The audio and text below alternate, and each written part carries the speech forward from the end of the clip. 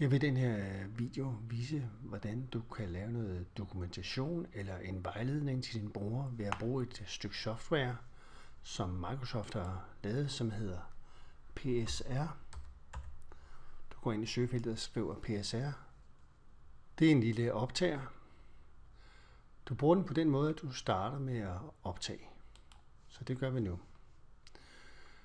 For eksempel, hvis du vil vise, hvordan man installerer en printer, så laver du de her steps, som du vil gøre, når du skal installere en printer.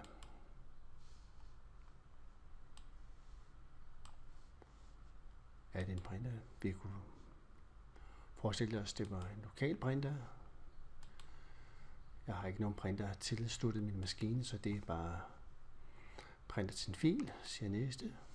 Det er bare for demonstrations skyld det her. Det kunne være en Canon, det kunne være den her Inkjet.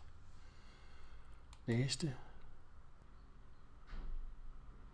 Det tager noget tid.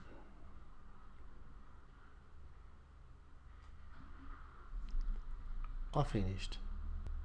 Det var det med printeren. Nu vil jeg stoppe min recording.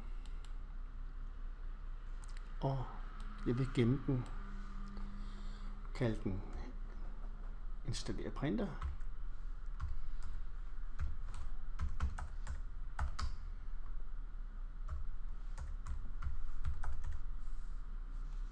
Nu gemmer jeg den ude på min desktop. Sådan. Gemmer den som en zip-fil. Lukker min PSR. Og åbner min zip-fil. Og jeg åbner min optaget installation af printer.